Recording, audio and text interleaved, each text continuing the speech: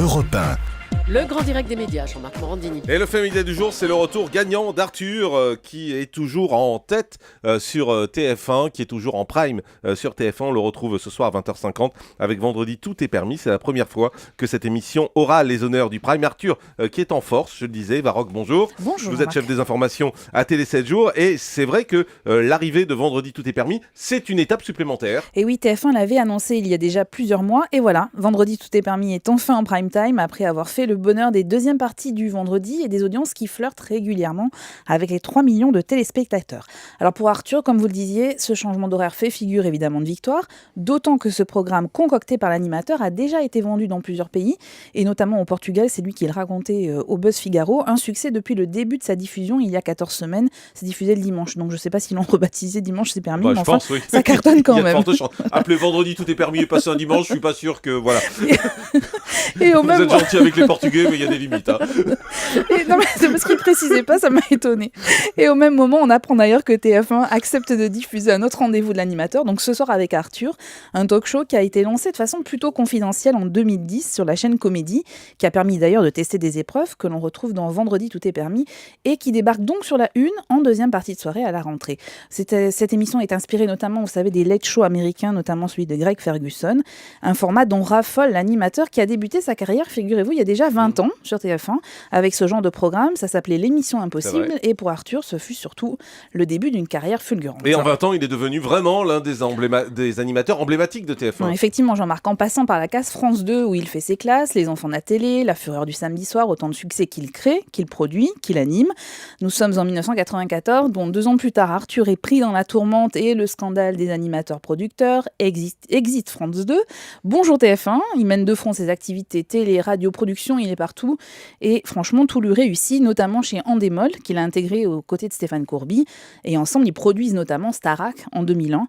Les années 2000-2006 sont donc une consécration pour Arthur. Avec Jean-Pierre Foucault, Christophe de Chavannes, Benjamin Castaldi, Nikos Aliagas, il devient un des animateurs emblématiques de la chaîne.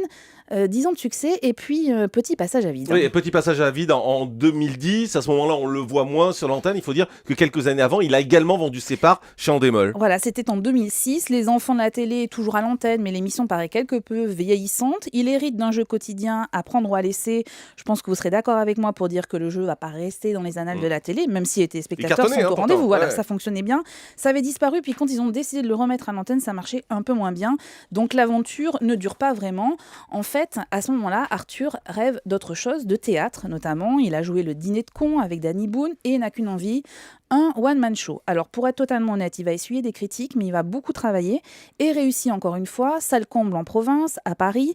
L'homme se fait plus discret effectivement à la télé, au point de rejoindre, comme on le disait, la chaîne Comédie sur le câble pour lancer Ce soir avec Arthur. C'était plutôt étonnant. Lui, longtemps surexposé médiatiquement, disparaît des journaux, des magazines et notamment de la presse People, qui a dû le ravir.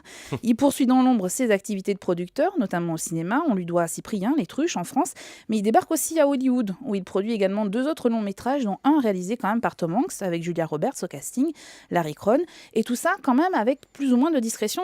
Tout le monde n'est pas toujours au courant. Il n'empêche que pour le public, Arthur, c'est pas l'animateur qui est au top dans ces années-là. Ça dure 2-3 ans, 2-3 ans de passage Exactement. à vide, jusqu'en 2011. Et là, il renoue avec le succès, par surprise, le vendredi, en deuxième partie de soirée, avec Vendredi Tout est permis. Oui, et qu'importe s'il est en tête du classement des animateurs les plus détestés de France, il rit de cette situation. Il rappelle les audiences donc de Vendredi Tout est permis, sa dernière création. Une émission où enfin les invités s'amusent, amusent le public, loin de toute promotion superfétatoire, comme on dit. Les enfants de la télé, eux, font également des scores honorables. Et là, pour le coup, l'émission sert de promotion, notamment aux films populaires français. Il n'empêche que toutes les grosses équipes des blockbusters français viennent sur son plateau. Donc tout va bien pour Arthur. Alors que pour les autres animateurs, c'est beaucoup plus compliqué. Ça devient plus compliqué. C'est ce que je disais dans le lancement. Voilà. Jean-Pierre Foucault doit se contenter de prime time exceptionnel de Qui veut gagner des millions et de la présentation de Miss France. Je sais que vous en rêvez. Christophe de Chavannes a essuyé un échec avec son talk show sur TMC, Chaque, et n'a plus de rendez-vous régulier sur TF1. Et Benjamin Castaldi, en dehors des 3 mois de Secret Story, n'est plus à l'antenne. Alors reste dans l'écurie TF1 et héritier de ces années 2000, Nikos et Arthur. À 47 ans, Arthur peut se targuer d'avoir traversé les tempêtes. Il n'empêche que diffuser vendredi Tout est permis en prime time, c'est quand même un pari audacieux, et pour lui et pour la chaîne évidemment. Et le test de ce soir sera sans doute déterminant et important stratégiquement pour TF1, qui à l'automne aura besoin de prime time le vendredi soir, puisque vous le savez, la saison 2013 de Koh-Lanta a été annulée. Donc on peut se demander si Arthur va pas hériter de ces vendredis soirs. Début de réponse demain matin à 9h02. Avec les audiences, effectivement. Avec les audiences. Merci beaucoup Eva Rock, chef des infos à Télé 7 jours.